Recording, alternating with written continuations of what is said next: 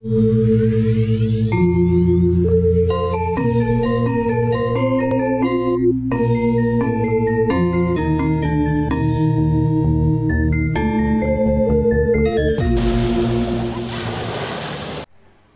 Swastiastu, ketemu lagi dengan saya G.A. Mas Merah Dewi. Di video kali ini, saya akan membahas tentang prosa Bali Anyar. Teman-teman tentunya sudah pernah mendengar prosa Bali Anyar, ya kan? Hari ini kita akan membahasnya lebih lanjut tentang prosa Bali Anyar.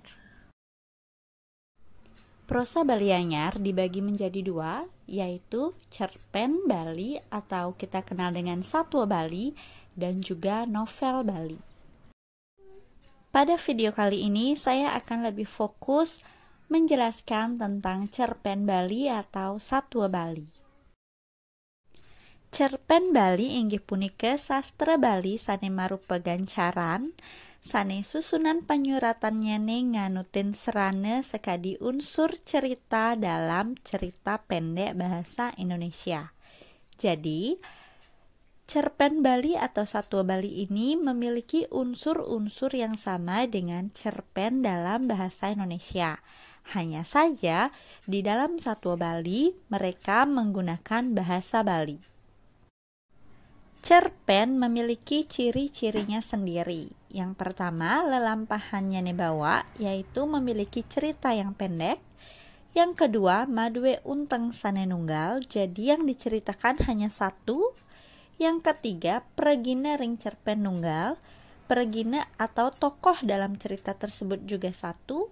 Yang keempat, nelasan galah kidi yeni ngewacen. Jadi ketika kita membaca cerpen, sekali baca sudah selesai, langsung habis ceritanya. Jadi tidak perlu dibaca besok lagi dan lain sebagainya. Sekali baca selesai, ceritanya hanya menceritakan satu tokoh dan juga menceritakan satu kejadian saja.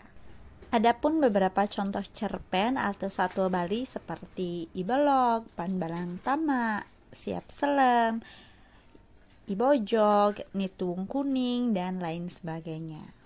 Biasanya di Bali, para masyarakat Bali menceritakan satwa Bali ketika ingin menidurkan anaknya atau ketika sedang ingin memberikan pesan moral kepada anak-anaknya. Dalam pembuatan cerpen atau satwa Bali ada dua buah unsur yang harus dipahami. Pertama, unsur intrinsik dan yang kedua, unsur ekstrinsik. Unsur intrinsik terdiri dari 5 bagian: tema, alur cerita, tokoh cerita, insiden, dan terakhir latar atau setting. Kelima unsur ini harus selalu ada dalam pembuatan cerpen Bali atau satwa Bali. Mari kita bahas satu persatu. Tema inggih punika unteng pikayun atau ide pokok sane ketlatarang oleh sangkawi utawi pengarang. Jadi tema ini merupakan ide pokok dari sebuah cerita atau sebuah satwa Bali.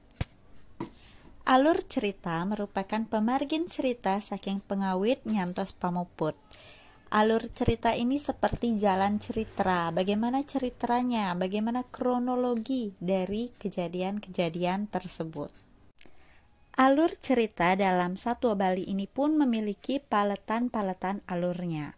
Yang pertama itu pamungkah atau tahapan perkenalan, biasanya di sini mengenalkan tokohnya, mengenalkan siapa namanya.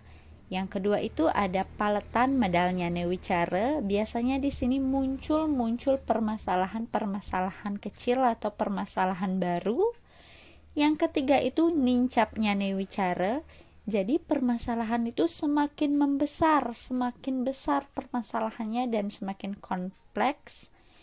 Selanjutnya itu klimaks, yaitu puncak dari permasalahan. Selanjutnya itu ada terakhir panyinep, yaitu penyelesaian dari masalah dalam cerita tersebut. Alur dalam sebuah cerita ini pun ada 3 jenisnya, yaitu alur maju, alur mundur, dan alur campuran. Alur maju ini diawali biasanya dengan perkenalan, munculnya konflik, sampai akhirnya penyelesaian. Sedangkan kalau alur mundur ini biasanya menceritakan dulu kejadian sekarang, terus kembali menceritakan suatu kejadian di masa lampau. Misalkan saat ini dia sudah dewasa, sekarang dia ingin menceritakan bagaimana dia dulu sewaktu kecil. Seperti itu misalkan.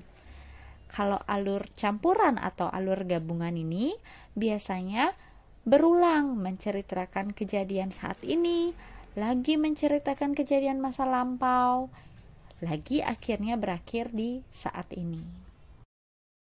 Sekarang kita lanjut ke unsur berikutnya, yaitu tokoh cerita.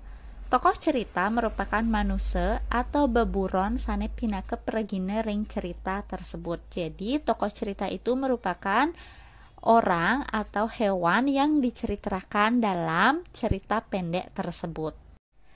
Tokoh memiliki jenis-jenisnya sendiri, dan kali ini saya hanya menjelaskan 2 jenis tokoh.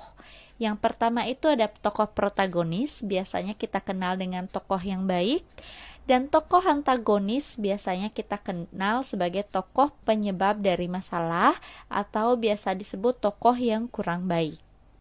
Seperti contoh dalam cerita Cinderella dan penyihir.